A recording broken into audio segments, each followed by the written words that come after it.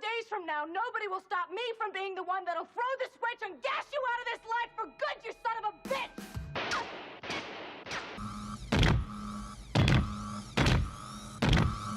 Get away from her, you bitch! I'm connecting the bypass circuit now, sir. It should take another half hour.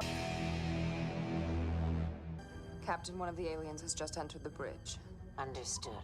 We're less than 1 million kilometers from the pulsars. We must...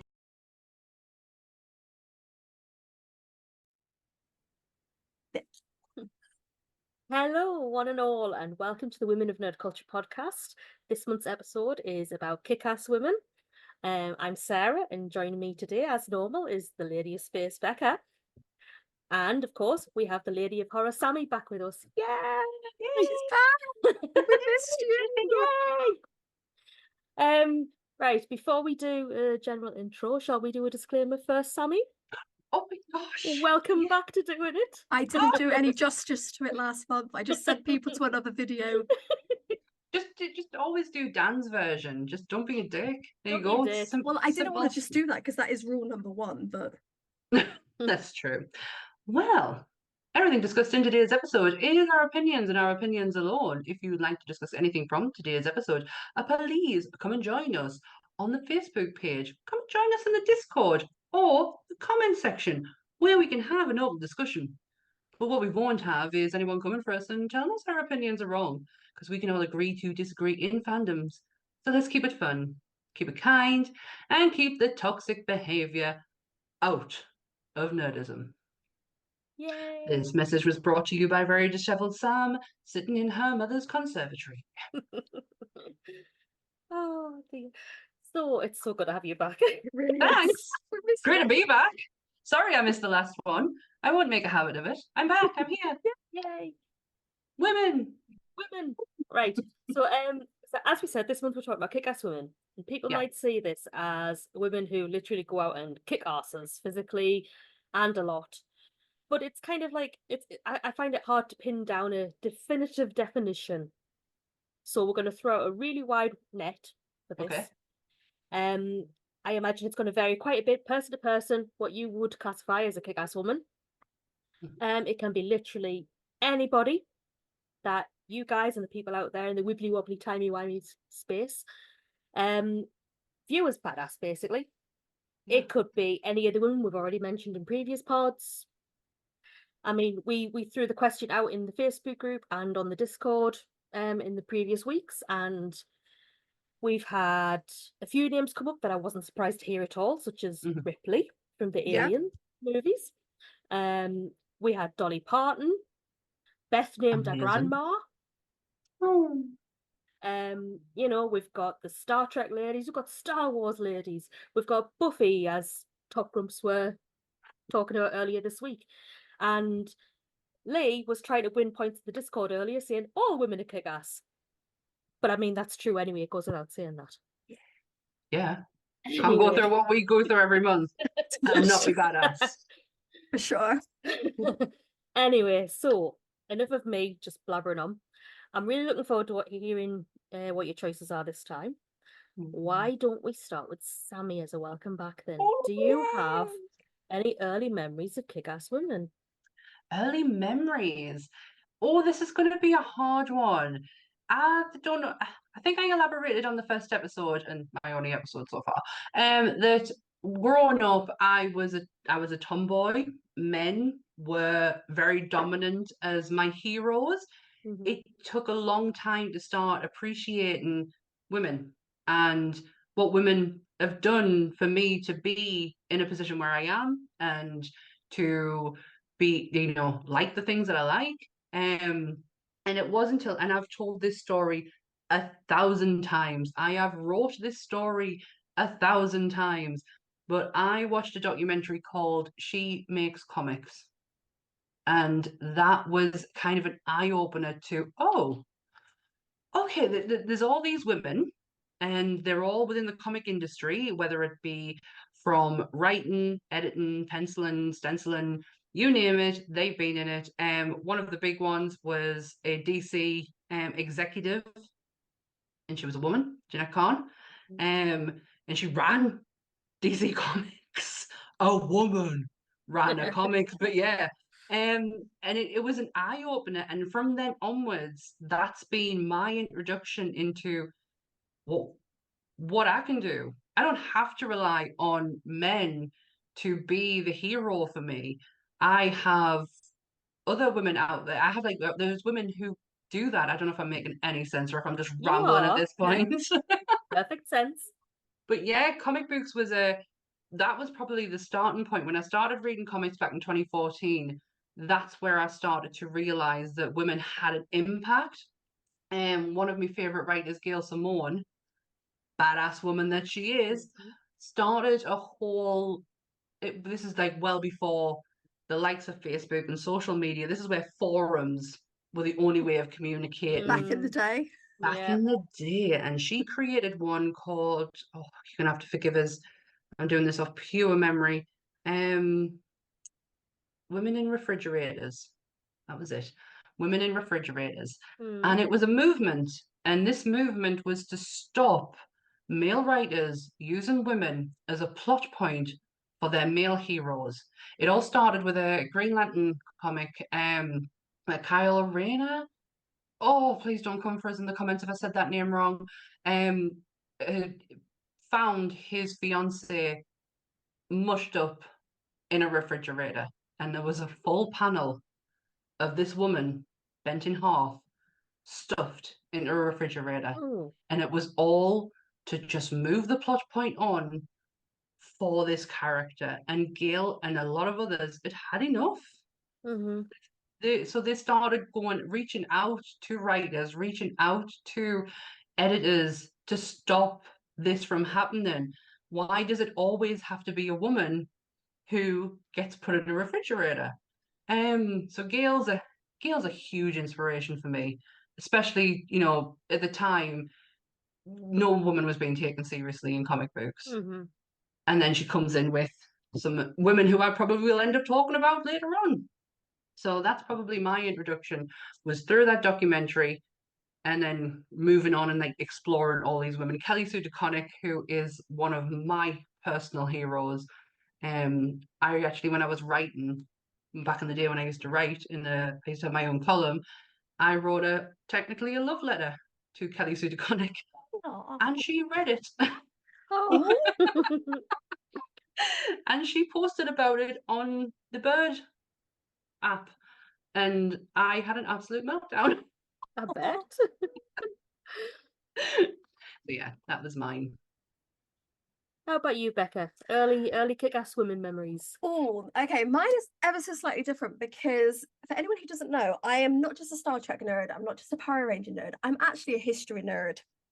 And I had a very, very early love affair with mythology. And I can remember just reading the stories about different gods and goddesses, but there was one that always stood out, which is the Greek god Artemis. Yeah. And I just thought that she was the most amazing person that I'd ever heard about. She was the goddess of the hunt, the wildness, wild animals. And I just thought that she was just her abilities and sort of the parts that the Greek people kind of prayed to her about is, she had like the fierce independence, even though she was the virgin goddess, alongside sort of other Greek goddesses. She was also the goddess of labor. So that even though they had Hera as this fierce protector, they wanted someone who was the goddess of wild and things like that to protect them in labor. And I just found the stories so fascinating that she just never let anyone put her down, and she was just fierce and protective. And I found that was just such a kick-ass moment for me, and it's definitely inspired me a little bit more because I love mythology and learning about the different experiences. But yeah, so that was my first kind of real strong memory of kick-ass women, even though she's obviously she's mythology, and she's not technically real. I love every new edition of her, and you know the new variants that you've got in like American Gods and you've got in like Percy Jackson and things like that. I just love seeing all these different versions of her.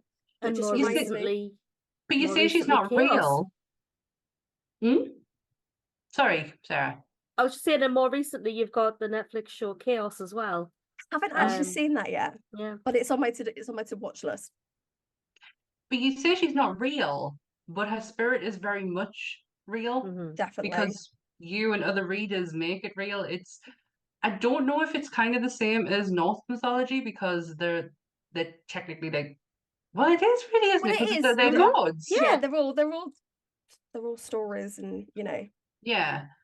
And Freya is a big one for me, and Mhm. I try to embody her on a day-to-day living. Like she was warrior cats, man. Come on, she had a cat chariot. Yes, How could I not? But I can see that. yeah. I can see that.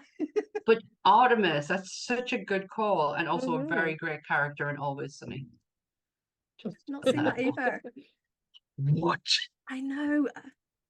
It's on my to-do list, but this to-do list has got really long Yeah. recently. I can vouch for We to-do can lists. relate for that. Yeah. Yeah. What about you, Sarah? I don't have like a paragraph on just one person. It's kind of like before the Scully, before the Shirley Manson. The earliest memory I could think of somebody I thought was what my young mind would have considered as badass, because I didn't know the term badass when I was little. But I've gone for like a kind of like cross between Michaela Strachan, Oh, because she was Mm. like the first woman I remember seeing working with wild animals on TV. Hey, that bitch jumped into a helicopter every Sunday and jumped back out of one every Sunday. No, that wasn't her. That was That was Annika. Annika Rice. Damn it! I get them confused because I was not in agreement with you then. No, that's her. Michaela Stratton is where my sister's name comes from. The Really Wild Show. That's it. It's not Annika Rice. Damn it. Yes. Rewind. Never mind. But yeah, because I absolutely love wild animals. You know, any chance I got, I have still got all of my books on many bookshelves around my house that I collected, like the world of predators, the world of birds, the world of insects, the world of it's kind of been something that's gone down through my family. Like my grandfather on my dad's side, although I didn't know him very well, had lots and lots of countryside magazines, and when he passed away, they all got passed to me. And I've got these bound magazines of countryside stuff, and it's all about animals and plants and things like that. Um, and yeah, anytime I got a chance at school to do a project on like animals or something like that, I would dive straight into the world of wildlife and like take out some of my favorite animals and do that. So Michaela Strachan was kind of like a role model for me when I was younger, because Yeah. I wanted to work with animals. And she was like, obviously you had your David Attenboroughs and stuff like that, but Michaela Strachan was the woman who I saw Yeah. doing that. Mm-hmm. Yeah. I don't have any strong memory. I can't do animal shows. And it's not been like an adult thing, you know, when I realize how sensitive I actually am. It's been since I was a kid. I can't do it. Mm. I get too attached.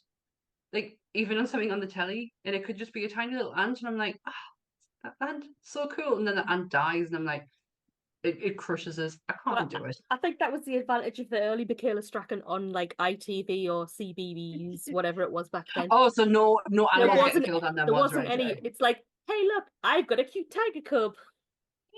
Yay! Things like that. I mean, like aside from her, I've got to throw in like a music one or two, because you know my dad brought me up on some of like the best music in the 70s and 80s as far as I'm concerned. So I've got a lot of stuff going back to like Stevie Nicks, One for Kelly, um, Debbie Yeah. Harry, you know, Kate Bush. All the original vinyls were like there, and my dad was playing them constantly. So there's a lot of people I consider badass, but I think like early influences are probably music and Michaela Strachan. It's not a bad thing No, whatsoever. no, I love no. it. No, I think Every it's episode, great. every episode, I learn a little bit more about you that makes sense, and I'm like, yeah, Yeah, I get that. I get that. Yeah, Michaela Stratton is where Michaela's name comes from. But No. it's also Michael with an E on the end. So it's Mhm. really lazy on my parents' part because that's my dad's name. Sorry if I keep having to go mute. I have dogs growling next to us and I don't particularly want anyone to hear it, so I apologize. That's fine. I apologize. But I mean, right, we've all got our early influences in like Kick-Ass Women and stuff like that. But I was wondering if there was any you hold in like high regard as Kick-Ass Women currently, like more recently. Yeah, I do. You do? Do you want to kick I off, Sammy? You're really, looking very really do. eager. I do because I was thinking about this earlier, and this episode could go down such an easy route of your Ripleys, Yeah. your Sarah Connors, and I was like, I need to look a bit further, I need to look a bit Hmm. deeper, and maybe I need to look at my own podcast and be like, what have I done that could be used from there? And the first person, and the only person who should come to my mind straight away is the great Millicent Patrick. If nobody watches Monsters, which is fine, it's okay. We did our first ever episode was all about the creature from the Black Lagoon, and Millicent Patrick is a huge part of that. She is such an inspiration, but an inspiration that had to be dug out many years after her death because she's the creature designer and sculptor for the creature from the Black Lagoon. Mm-hmm. So the design work, it all comes from her. She's also a Disney animator, by the way. That's not just what she did. She did other stuff. She was she was huge, but this was the thing that we now know her for. And it's due to Mallory O'Hara, who brought a book out, basically finding the legacy of this woman who, when she was doing her work, was doing so well at it. A man, Westmore, came in and decided, no, you can't have that credit. I'm going to take that for myself. Bud Westmore can get in the bin. I'm not going to go on another rant on Bud Westmore. I've done it many times on Monsters, and I don't have the energy for him anymore.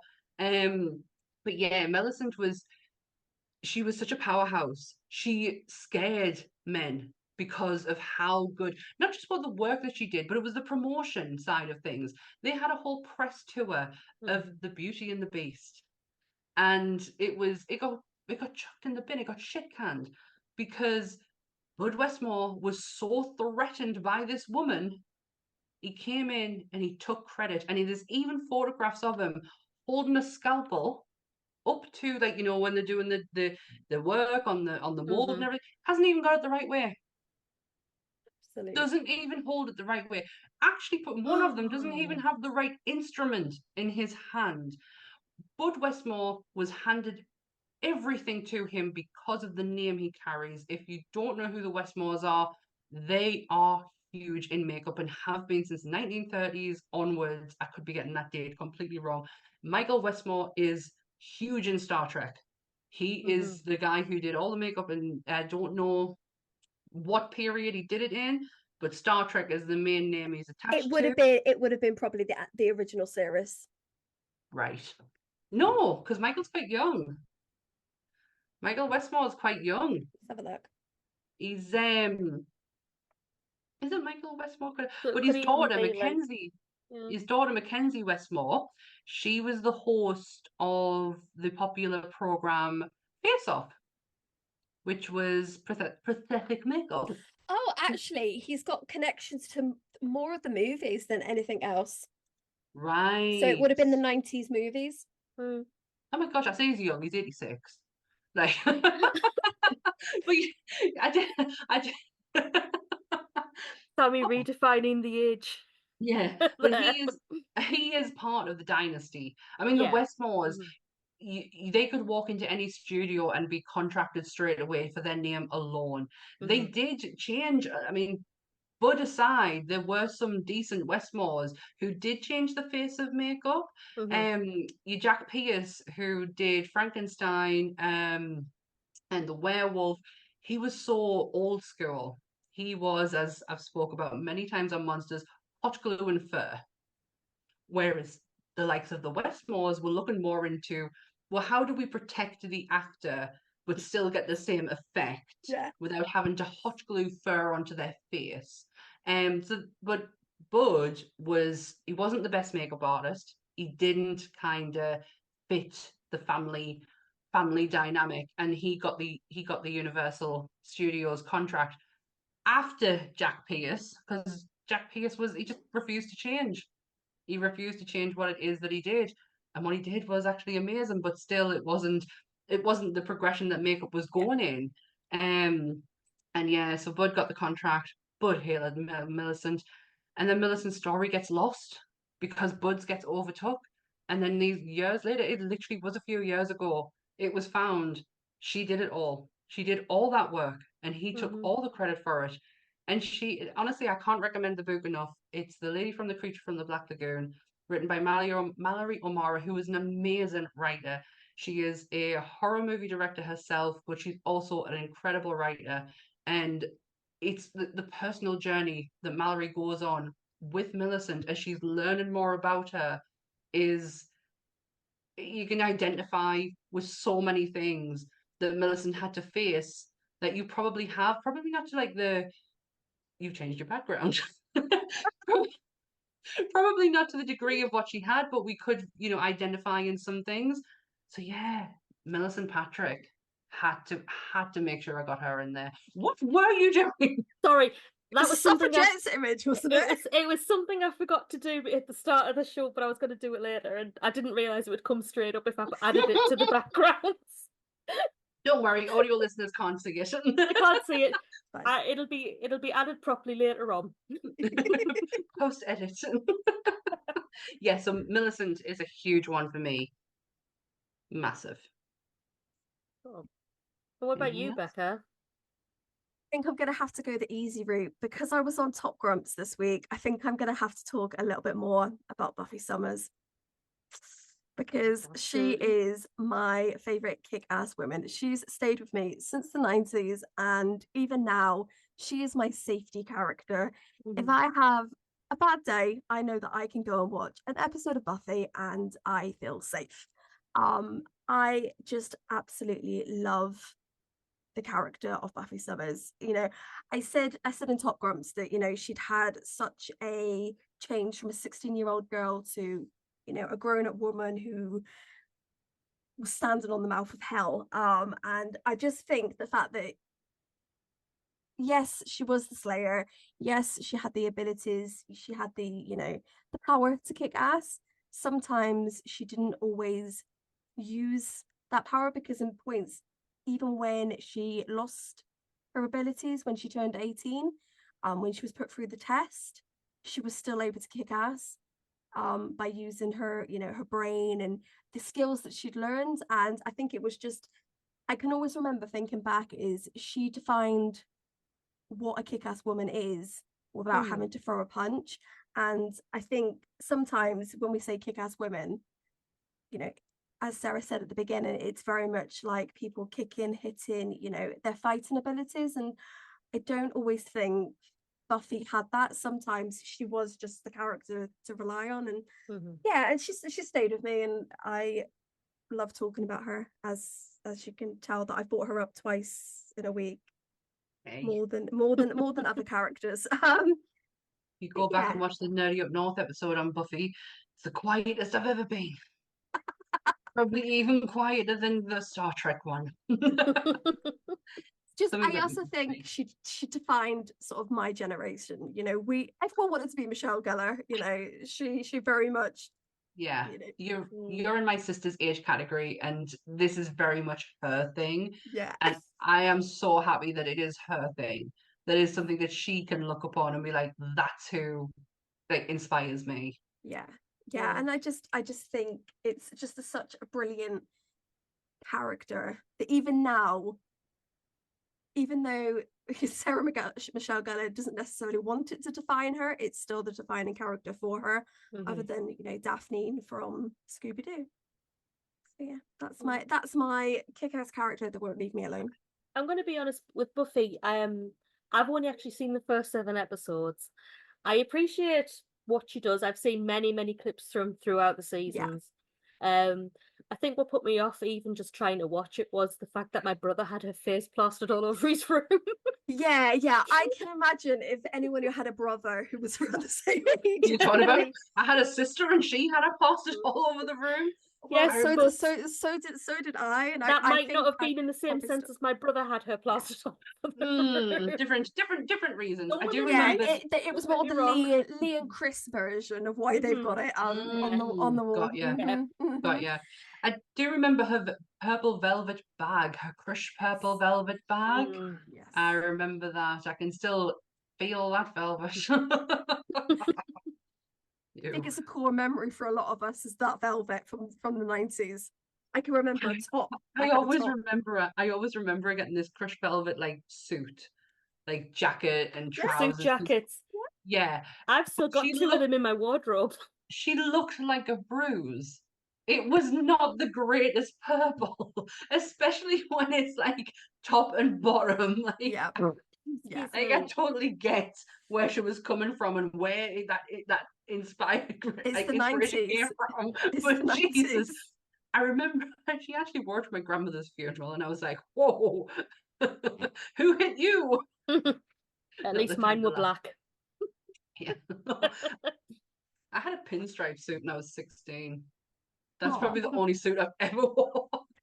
Oh God.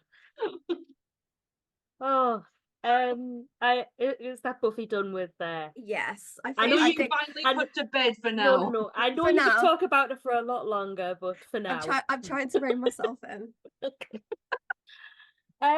Well, I've got two that I want to talk about. No, I'm not going to do both together, but I'm going to do one first. And I've got to be honest, this isn't a very flattering figure, but it's not the character, it's the lady who plays her.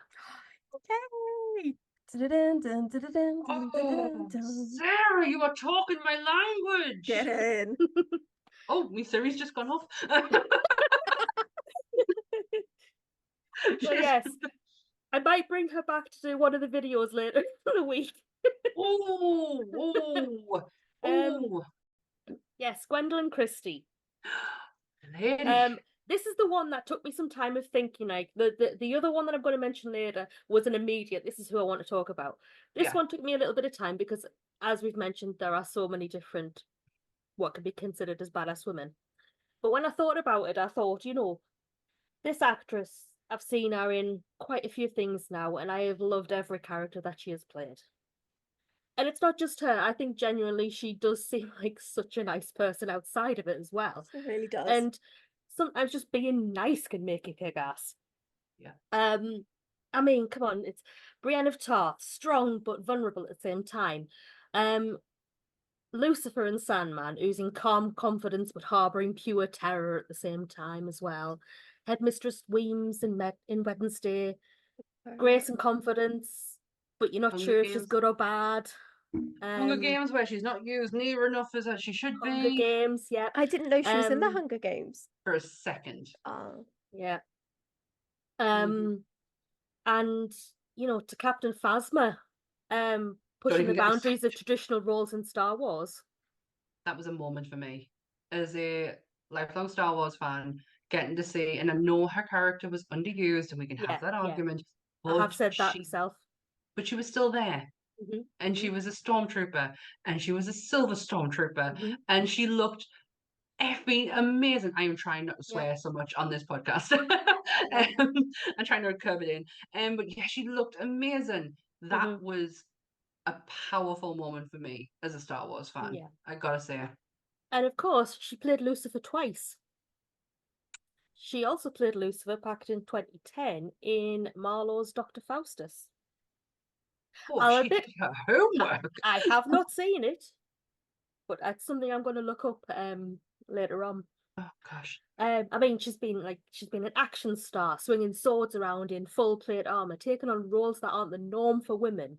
Yet she is a model and considered one of the most beautiful women in the world. She's done her roles in theatre as well. And one of the best ones for me was I saw a portrayal of Titania in Midsummer Night's Dream, and I absolutely loved it. Um, Oh my gosh, what a turning point. I didn't see it in person, but like I Mhm. watched a recording of it. Um, Oh, yeah, but I mean, can we more talk about recently, Brianna Tarth then? more more recently, she's been cast as the narrator in Civilization 7. Didn't know Um, that. yeah, Don't that know was what it is. it's a video game of like you Oh, build okay. empires basically across, and you can Ah, either right. do full war or you can do like diplomacy and stuff like that. All right, okay. Um, That's not my type of game. If we're not walking along a platform, shoot, no, shoot, no. It's not that's my no. type of game, but I know a lot of people who do play that kind of stuff. Yeah, my, So, my husband is one of them. But yeah, can we talk um, about Brianna Tarth? Go on. I'll go back to Brienne of Tarth for a minute. Yes, I just want to give a little bit of background. I mean, because um, some people might not know she actually trained as a gymnast when she was younger, I and can't it see was that. yeah, it was only because she got injured that she actually changed what she was doing.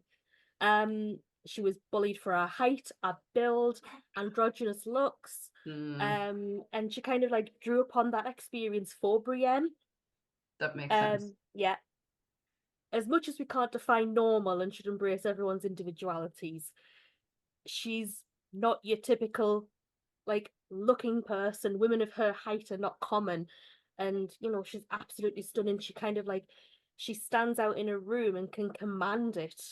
She Oh really my The can. people in that room and any role she seems to take on at the minute. 100, Um, 100%. yeah. But I mean, I think it's fair to say that a lot of people's introduction to her was Brienne of Tarth. Yeah, It was it was mine. mine. It was mine. It was definitely mine, and it was Yeah. I always remember the first time she came on because it was like she was so, oh God, I don't want to say this. I don't want to come across as a dick, but she was so ordinary looking. I Mhm. know what you mean. Yeah. When you first see her, the first time you ever meet Brienne is at Renly's little party thing that he's having, and Mhm. you find she takes her helmet off, and it's like, oh, Brienne of Tarth, meh, meh, meh. And you look at her, and you're like, oh, you're different. Mhm. And as time goes on, you're like, oh, you're not just different, you're strikingly different. Mhm.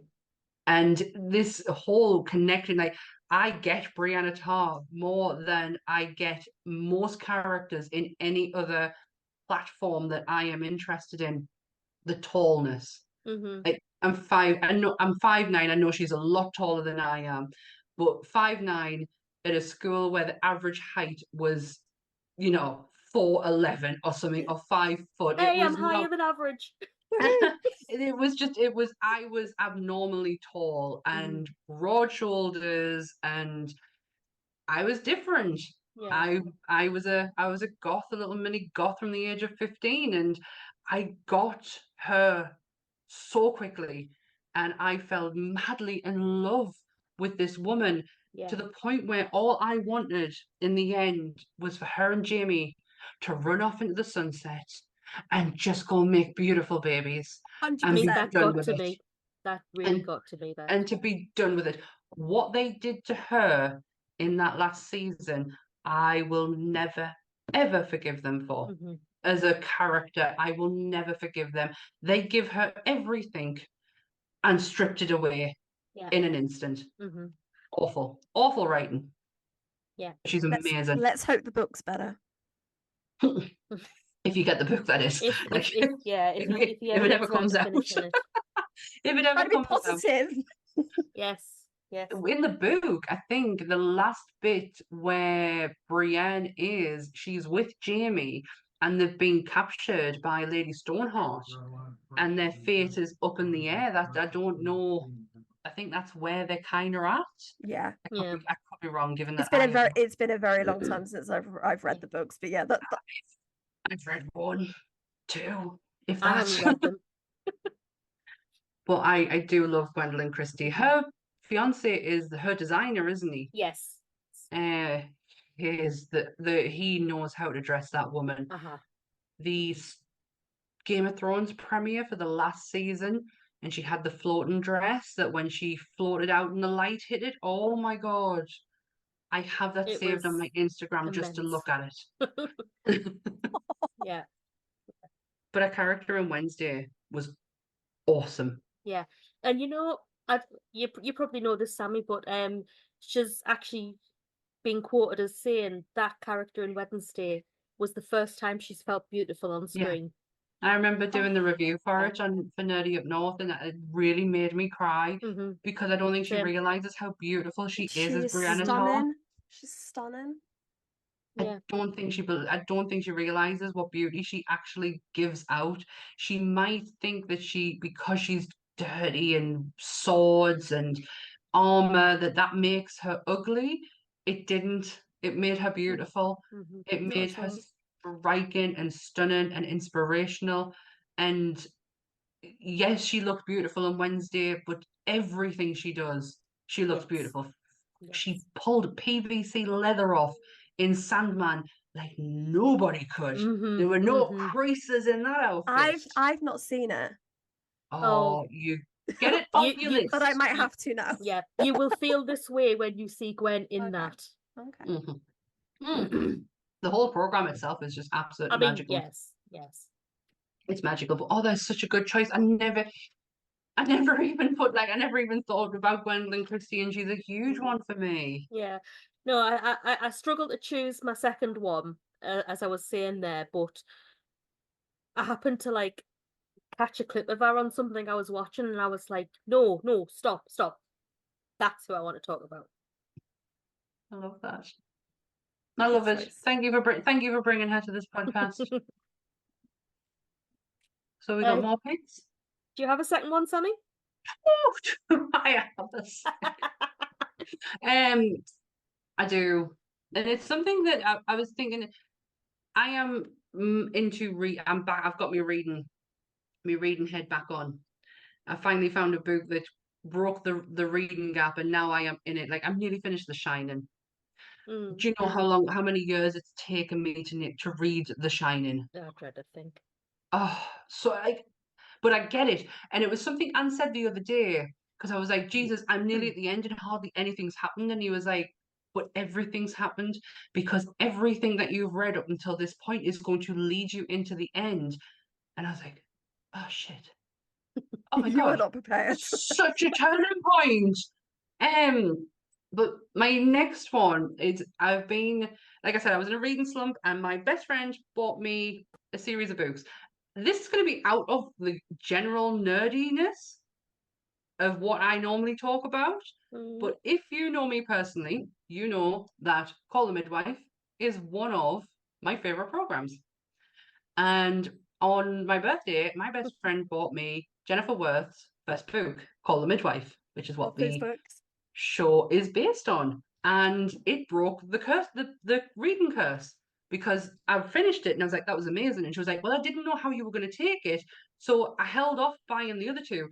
But here are the other two. And I was like, amazing. I have never read so quickly in my entire life, because I just needed to know about this woman, She's amazing. and it's unreal to think that midwifery and nursing was a disgraced profession. Yep. It was frowned upon to be a nurse or to be a midwife. Now they are heroes. These women see other women through some of the bleakest times of their life, or some of the happiest times of their lives. And oh my God, to think that they were literally, these jobs were just given to, and I hate using this word, but it was the word that Jennifer used in her book, was no marks. Yeah. People who no education, could barely read or write, and these were the women, they were called healers. Yep. And these were the women who would deliver your children, and 9 times out of 10 it would go completely wrong. But learning about so Nanata's house, just to spoil Call the Midwife for you, is not the real place. It's a pseudonym she used to protect the actual order that she worked for, but everything else is real. Yeah. And every person in there was a real person. And Sister Monica Joan is, outside the TV show, she's amazing, but in the book and to read about her life was even more amazing. She comes from aristocratic family. Say it for us. Aristocratic. Thank you. Family. And when she decided to become a nurse, oh Jesus, did the earth split open and her father just what they did actually in her family, her brother didn't want to be with his wife anymore. So instead of divorcing her like any normal person would, because of the family that he was in, he turned her mad. He told everyone she was absolutely crazy and got her committed, and she died in an asylum. All because he wanted to go and marry someone else. That was the kind of family she was dealing with. Yeah. She gets her father locks her up in her bedroom, and she writes a heartfelt letter to her hero, Florence Nightingale. Florence Nightingale gets the letter and uses her influence with Queen Victoria, who then forces her father to let her out of that house. And then she goes off, becomes a midwife, and then becomes a nun. Yeah. And then that really tips them over the edge, and they're like, we really don't want anything more to do with you. But just to hear that woman's life, she was a thief. She was a kleptomaniac. Yep. She loved to steal stuff. She liked to steal shiny stuff that reminded her, because her mind started to go in the end. And she was things that were bringing back memories. She would take back her memories. They were her memories, even though they really weren't. But yes, Jennifer Worth. I was debating with two people there, and it's going to be so like there was Jenny Worth, and there was Katniss Everdeen. Because last year I read The Hunger Games, and I got such a different perspective on Katniss that I was like, and then I was like, no, I have to go with Jenny Worth because it's so different and she's so inspirational. And the stories that came out of the East End of London, every single woman in that time deserve the respect and admiration for what they went through. When I came to the Shadow of the Workhouses, we have no idea how lucky we are. We have no idea. And women who had to give up their children because they physically couldn't do any more. There was one woman who sold her hair, her teeth, her fingernails. And her fingernails were the last straw because she couldn't sell them. And that's when she had to go to the workhouse, and she was separated from our children. And yeah, it's powerful, it's inspirational, and Jenny just puts it to you in such a way that's kind of like you don't ever want to leave. It's grim and it's dire, but you don't want to leave because of how well she writes them books. I've never read books as fast as I have when I've read those books. Couldn't put it down. And they're life-changing books. They really are. And I know it sounds really simple, but that is the history. That's our history. Yeah. That's English history. Yeah. It's where we come from. And for all, yes, it was the East End of London. It can't have been much different up here. If not worse. The same all over. If not worse up here, because obviously we had the mines. Yeah, exactly. We had our conditions weren't, I mean, don't get us wrong, their conditions weren't exactly great. They had the docks, but ours were a lot more chemically dangerous. But yeah, it was so inspiring. I loved it. And I'm so glad it came to my brain there. I was like, has to be Jenny Worth, can't be Katniss. I can't. I feel like Katniss is such an easy way out. But but to go back to how I felt last year when I read her was a different experience. She wasn't an easy way out. She's a very complex character.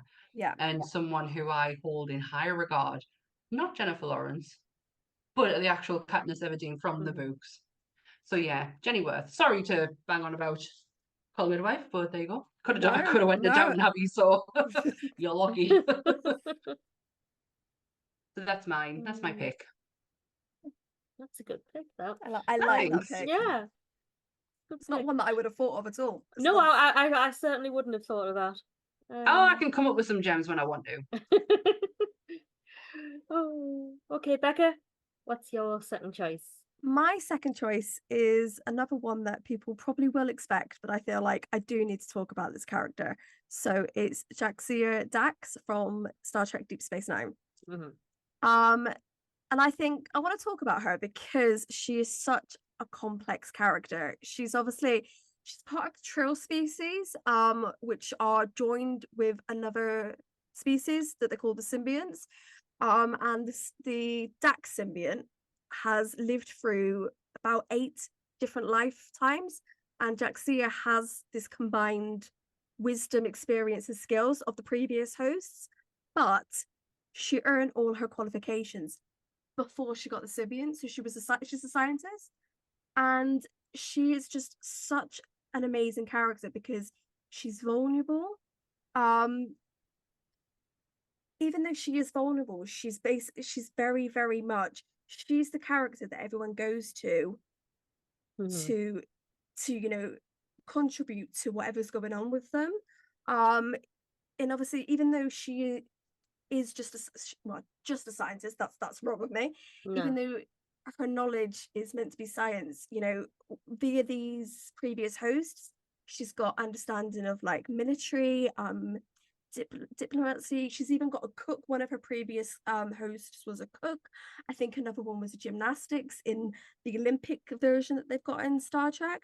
But she's a fighter, and she is the love interest of a Klingon. Okay. Her husband is Wolf, who yeah.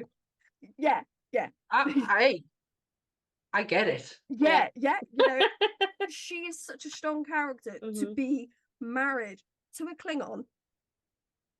And Is that a good thing or a bad thing, just from a non-Trek person here?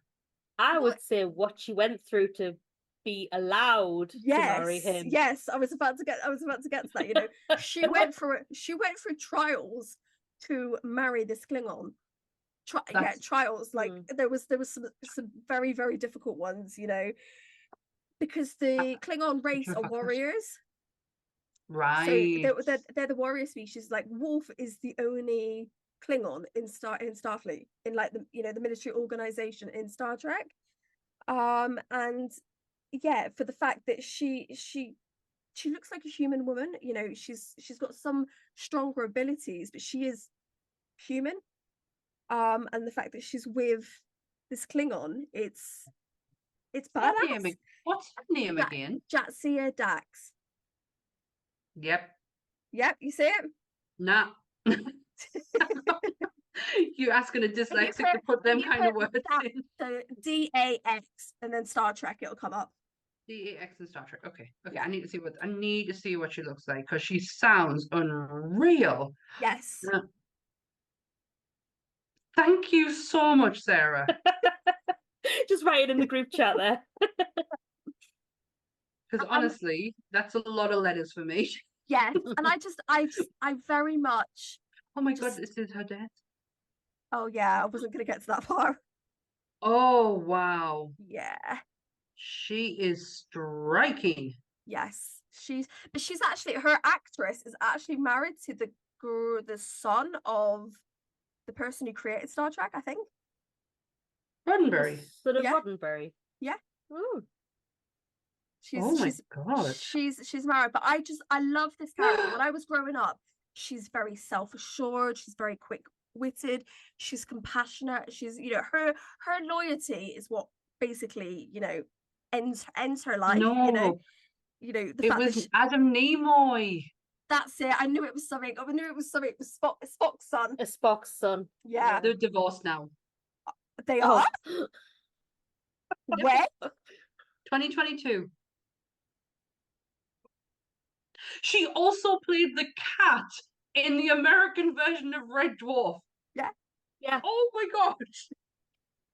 I'm stunned that she's divorced. I didn't know that. Yeah, 2022. Oh, that's sad. But it was Adam Nimoy. Yeah. Oh, he's quite handsome, actually. Sorry. Anyways, Star Trek. Each of our different reactions to that was just brilliant. That was so good. But yes, that is such a complex character that I just love, and I think that she brings so much to the table as a badass woman. It's not just her fighting ability. She's a scientist. She's got astrophysics, quantum mechanics, and tons of other scientific fields that I wish I could pronounce. I can't even spell that. I couldn't even spell her name. Yeah, I think she definitely brings a lot to the table as a badass woman, and I wish I was more like her. I bet you love, are I more love, than what I bet you are more than what you think you are. I love her relationship with the older Klingons as well from like the previous lives that carry on to this Oh my one. goodness, yes. So she has obviously her previous host, Curzon. Curzon, that was it. Curzon Dax was they were in a battle and they had to avenge someone. So these Klingons come looking for Dax and they say something like, is it Curzon Dax? Is it Curzon Dax? My old no. That's the one I Yeah, think. Yeah. yeah. It's kind of like I've changed gender. Doesn't matter to the Klingon. They're like, Dax, my old friend. But it's such a good meme that people use to support LGBTQ situations, and it's just such a great character. She was not just obviously badass, you know, she's very, very much a center point of Star Trek supporting LGBTQ characters. So yeah, fuck yeah, I swore. I don't care. That's okay. We're allowed to swear. Yeah, I know. I'm trying to curb it. I've got to start acting professional. do we I have to think give you a swear jar? I think on Monsters once I did a whole like sentence with every other word was the F word. And I was like, oh, I really need to stop this. Like, I'm meant to be professional here. While I look at a sticker that says, don't be a dickosaurus. Do you know? Sammi, where I live, that's normal vocabulary. Yeah, it's the same for me. I'm just trying to curb it. I'm trying not to make it so I can't even talk. Can't even talk. But I absolutely love when you guys talk about Star Trek because I'm not a Trekkie. It's something that I kind of resent because I was dragged up on the original growing up. So I've I'm never like, watched it. oh, my mom's a Trekkie, and it's something it was disdain when that came on, and then to think that they continue this shit. But when you talk about it, you talk about the passion side of it, and you talk about the characters. It does like I don't think I will ever go and watch Star Trek. But that's okay. There's so much out there. I just don't think I will. But it doesn't mean that I don't want to learn or like when we did the Star Trek episode, for all I was quiet, I was taking everything in. Yeah. And the passion that comes out of it, not just from you guys, but the actual characters themselves, it's so endearing. I don't know if that's the right word. I'm really happy that I've actually ended up going and watching like the series and stuff like that, all of them. Apart from I haven't seen Discovery, but that's because it's on Paramount and I'm not paying for that. I can understand that. See, I was very lucky enough that I watched it when it was on Netflix.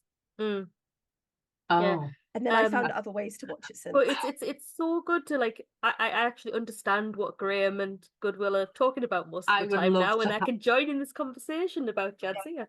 If someone could just put a chip in my head that would give me all the knowledge of Star Trek, I would take it in a heartbeat, just so I can listen to my two close friends on their podcast and actually understand what it is they're talking about. I mean, did you see my entry to Graham's egg competition? Did not. No, I miss everything. I did. We did it on Instagram. I don't think he actually ever reviewed them, did he? I don't think I've ever seen a winner.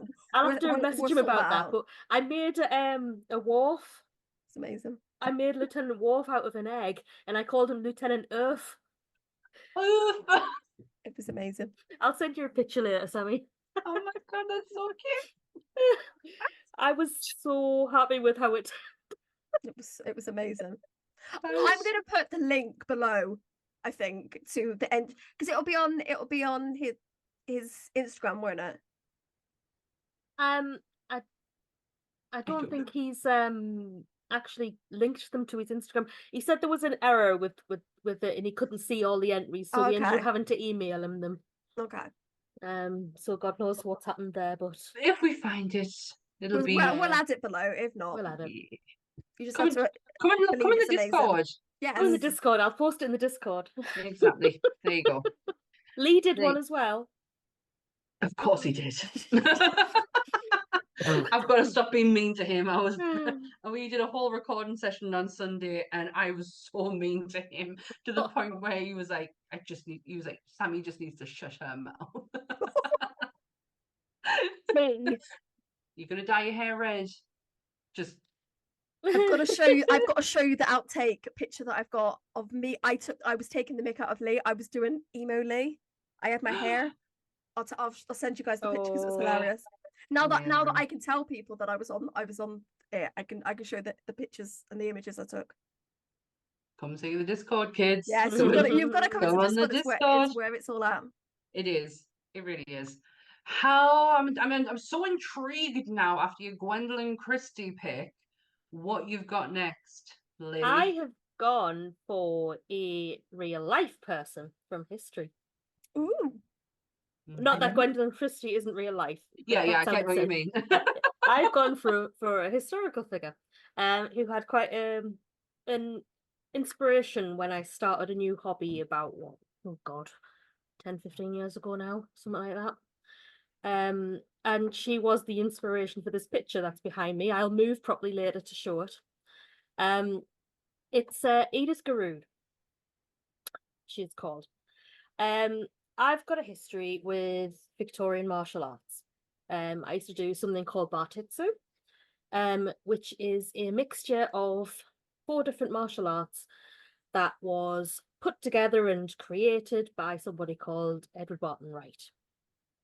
And as was the fashion at the time, in Victorian times, they were obsessed with anything from the Far East. And often that meant if you were creating something, you would add on Itsu to the end of your name to make it sound like it was from the East. So that's where Bartitsu came from. Barton, Bartitsu. I've just taken in what you've just said. I did not know this about you. Did you? Yeah. I must. Do you know what? This just makes me a really bad friend. Either you've told us, or I'm surprised you haven't seen the picture I post in Discord to threaten Lee every now and then. That's how I know of well, it. It's Lee. Like, I just expect everyone to send him. Did you not see the picture of me throwing Chris? Well, yeah. It was at a convention. I thought you were just playing around. No, that's how I was being nice by holding on to him, but the stance that I was in, actually, I would have thrown him to the ground there. It was touch and go. I thought it looked very professional. Sorry, I am just okay. Keep going. Basically, it was a mixture of boxing, savate, which is French kickboxing, jiu-jitsu, and lacan, which is walking stick fighting, basically. Do not piss Sarah off. Later on, it became we added in a bit of sword work and stuff like that. So I've done some rapier, some cutlass, like pirate fighting, random weapons, stuff like that. But anyway, no, the actual Bartitsu side of things, you might have heard of it as referred to in a Sherlock Holmes novel. It's often referred to as the martial art Sherlock Holmes knew. And it was, after him and Moriarty fell off the falls and they really wanted another Sherlock Holmes novel, and they just kept throwing money at Arthur Conan Doyle until he did.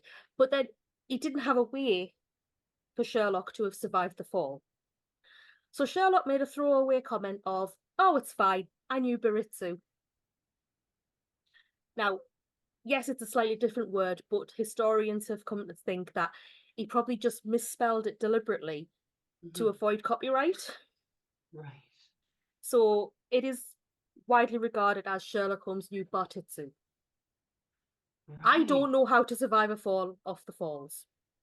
It's nothing I have learned while studying this martial art, so I don't know why, but it was just something that was in fashion at the time, and that's what Sherlock Holmes knew. I'm just letting this all sink in. I'm going to give you a historical lecture now, so just bear with me a minute. Okay. Are you okay, Sammy? Are you okay, Sammy? I'm so shocked. I never want to piss you off.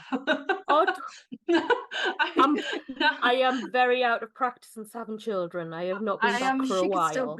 You could still get me. I'm I pretty am sure of regretting it. some life choices when it came down to the way I handled things over the quizzes. Maybe I should have been a bit more kinder. Maybe I should have just been on your team. I think you should have. You should have been. Oh dear. Oh my gosh. But anyway, yeah. there was a group of people like that I learned about through reading about Bartetsu, because we kind of held it as, yes, you were going to learn it, but my instructor wanted us to do a little bit of research and bring something to the table as well. Mm. And at the moment, I believe he is running his group is the longest running in the UK. Wow. Because it kind of got to a point where just after the Victorian age, it all kind of fizzled out. Everyone forgot about it. And then randomly somebody picked up a Sherlock Holmes book and went, oh, what's this? And this guy in America started writing books about it when he did research. But anyway, yes, Wow. my tutor Duncan has been my friend for a very long time. He started up a group and we were some of the early members, and he's still going now. And this is like, what, probably about 12, 15 years. I think that group's been going now. That's a Bloody long hell.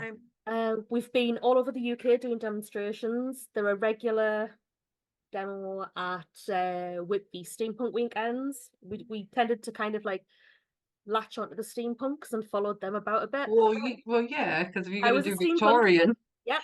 you're Yep. gonna do Makes Victorian. sense. I thought I knew. Like, I am a history nerd, and I thought I knew a lot about the Victorian era. Mm. And shit, I am absolutely fucking gobsmacked. I am speechless. One, because Sarah's fucking badass, and two, that this even existed. Mm. Right, so we know what suffragettes are, yes? Yes. Yes, Votes women, right. votes for women and all that. What's women? There were a group of what I'm going to refer to as the super suffragettes,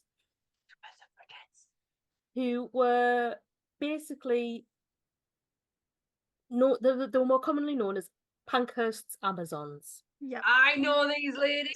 Yes, That's and who I thought you were going for, to be these were the fair. ladies who didn't just protest, they learned jiu-jitsu, and they served as protectors of the leaders of the suffragettes from the police and being arrested and things like that.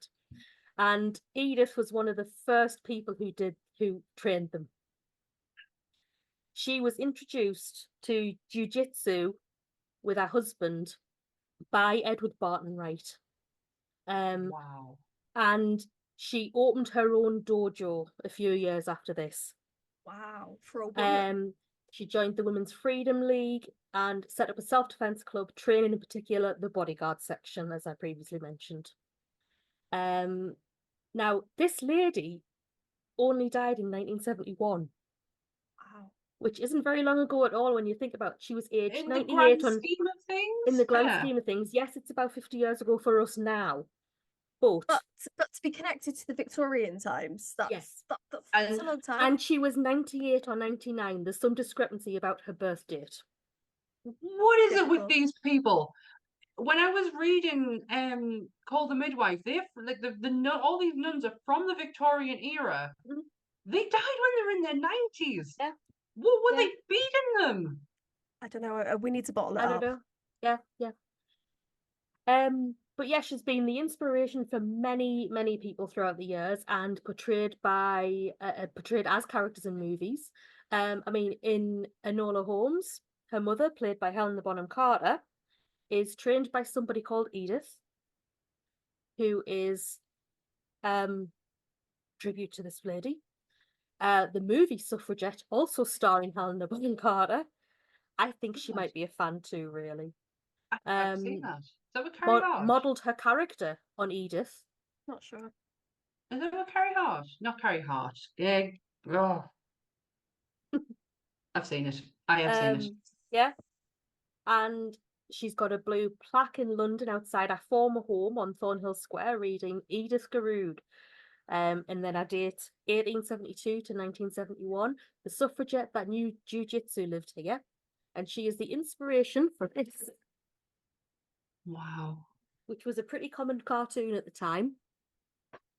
As you can see, the police are very scared of her and do not want to approach her for the men hanging over the So they fence fucking at the should. side. And note how they've like emphasized how small she is compared to the bigness of the police. She really is, bless her. So My goodness. oh, I've disappeared. There we are. It's one of my favorite pictures. This. I can see why.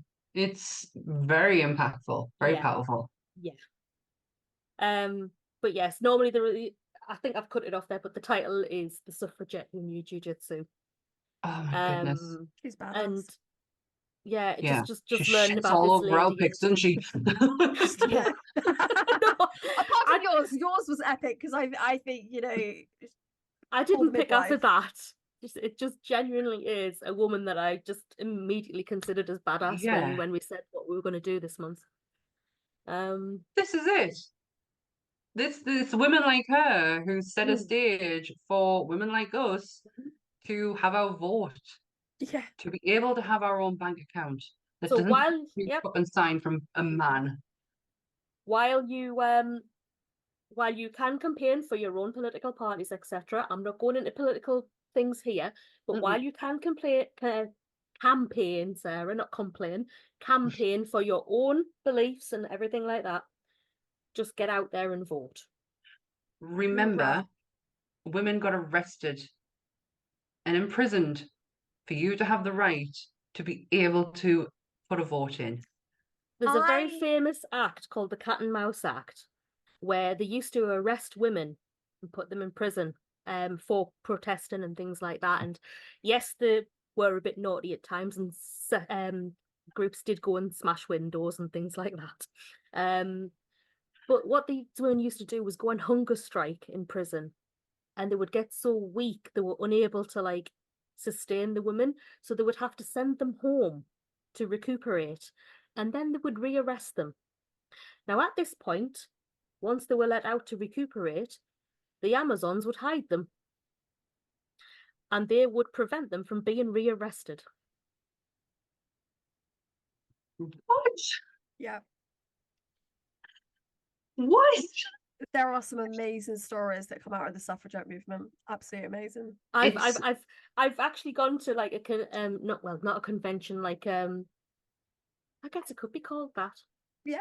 A convention of like things like this, you know, steampunk market, a couple of things on during the day, tea dueling and umbrella dueling and stuff like that. And I went and I did a demonstration, terrifying as it was. I did a demonstration as if I was teaching a class. Oh. From the time as well. I want to see that.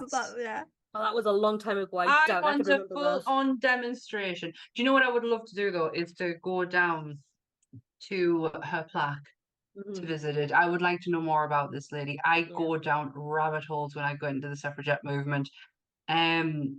It's something that should never, ever be forgotten about. I do have my vote woman bag from Beamish. Very proud of what we're on with that, just saying. As you should. Yep. Vote for me. I might dig out some of the pictures, maybe we could use them as promo of when I was doing the suffragette stuff. Please. Definitely. If I can find them. I nearly jumped out my chair. I am speechless here. This is unheard of. I can talk about anything. And you have really shocked the shit out of me. Not in a bad way. It's like, Jesus, like how many more layers are there to Sarah of badassery? She is pretty badass. I've done a lot of things in my life. I've done a lot of things. She says it so calmly. She says it like we're not the same age. You know?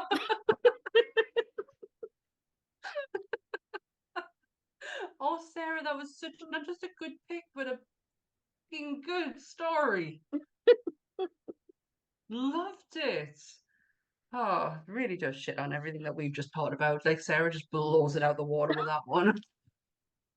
Gonna have to up my game. You tell us about it. I'm gonna have to go and get a life. I always said I was going to get me Bartetsu Experience. stuff into the women podcast at some point. Say again? 3 episodes in and you've done it. I always said I was going to get the Bartetsu stuff into the women podcast at some point. I've never heard of it. And then you're part of it. You're kind of part of history as well. If you're part of the first big group in the Northeast, one of its founding It's members. not a big group, it's just the longest running. Well, the longest running, you're a founding member. That's a huge thing. And especially that it's still going. Mm. Oh my God. Wow. I have a lot to learn. And This is what this is all about. Yeah. And it's I don't know what to say, Sarah. You've absolutely gagged us. I don't know how to react to that. Hopefully in a good way. I never expect to gag anybody. Well, you have. It's done. To the person who talks shite for a living. Do you know? You stopped me in my tracks, lady. Now, Wow. I've already actually prepared the two in any depth. Do you guys have any more that you'd like to maybe give shout outs to or anything like that? No, because I feel like anything that I do now is not going to be trying to copy shots. All mentions, but I've got nothing else. Honourable mentions. We'll do honourable mentions. Yes, I'm so happy to do that. I've got Lilu from The Fifth Element because I absolutely love that film. Multipass. Multipass. That's exactly what I was about to do. Sorry, me and Sarah just shit on your parade there. It's all right. I forgive you. Because you obviously have that same passion for this film as me. I just absolutely love the character of Lilu because she is absolutely badass. But she's just so vulnerable with it, and I think and she's ginger. Yes, she is ginger. Oh, I'm not ginger. I'm gonna get yay for the gingers, but I'm not ginger. It's okay. And then I've got some just some characters and Power Rangers that I think you know they've inspired me as I've grown up. Is Scorpina from Mighty Morphin Power Rangers, like the original OG, one of the OG bad guys back in the day, and Astronema, because they were just both badass women and they took no shit from any of the Power Rangers. And I can appreciate a woman, doing that. She doesn't, neither of them kind of held back, and yeah, I can just appreciate that. So they are my honorable mentions. I'll give you two. I'll give you two. I'll give you two honorable mentions because I feel like it wouldn't be me if I didn't. Because any given time that I have a chance to talk about women, these two, and especially characters, I'm not going to go for real life women, but characters. Two of my favorite comic book characters for every reason. One, why I got into reading comic books and understanding women in comic books was Captain Marvel, Carol Danvers. Kelly Sue DeConnick's Captain Marvel. Who made me appreciate who I am, who made me understand who I am, who helped me get through a really fucking hard time. And then my second one is another one who got me through a really bleak period, and I was just coming out to the end of it, and she came into my life, and it was Barbara Gordon. It was Gail Simone's Barbara Gordon, from New 52, when Barbara she's getting over Killing Joke in a way, but she's still kind of haunted by it, but she's trying to move on. And it was so where I was. I was at the end of something, trying to move on, but having days where I was being brought back and pulled backwards and forwards, and that's what Barbara was going through. And I felt like I worked my shit out with her. So yeah, Barbara, and there'll be a time and a place for me to delve further into my love, and I will bore the shit out of you with how much I love Barbara Gordon and Carol Danvers. So yeah, they're two of my honorable mentions. Yep. I don't really have any honorable mentions prepared, but I would say I would go back to the Gamer Girl episode, and I'm gonna go for Flemeth and Captain Shepherd again. Just because I'm going to chuck them in there. I'm just gonna chuck them in there at the end. Chuck them in. We all know how I feel about Flemeth. Yeah. You see how many episodes Sarah can chuck that one in there. Hit Mulgrew. See if she can do it next episode. I'm pretty sure she can. I have a month to think about that. Yeah. I'm pretty sure I can wangle that in there. You've If got to not, do I'm a gonna good do a 6 tie-in. degrees of separation. Right, okay. This is the new game. The new Yep. game. 6 degrees of separation with Flemeth from Dragon Age. Yeah. Right, okay. Challenge accepted. For you, not me. I for can't me. do that. Oh dear. I think this has been quite a good episode. I've enjoyed talking about this. I've loved it. Yeah. I feel like the less prepared I am, the more I enjoy it. And that doesn't mean, it's only because I am a very busy lady. And when it comes down to these things, I should just be able to spit it out. Yeah. And I wanted to do that on this episode. I had a good think about things, and I want to go off my memory. I want to prove to myself my memory still works. Yeah. That I am not Dory from Finding Nemo. Because that's my nickname at home. I'm not bless at you. that stage of reminding myself I could do that yet. I'm Yeah. I'm still kind of like, I need to write things down or I will forget. My ADHD won't allow that. Well, I did it this week. Whether or not Well next done, Sally. time. Thank you. Thank you. Whether or not next time, I mean, I don't do that all the time, but whether or not next time I do that will be a different question because that might be a little bit trickier. Yeah. So next month's topic. This came as a result of me and Becca wandering around the stalls at Sunderland Comic Con Mania on the 1st of September. There was a table of graphic novels, and there was like, we wanted to buy every novel on that table.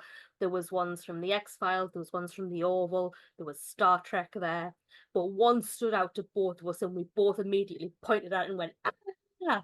And it was True Blood.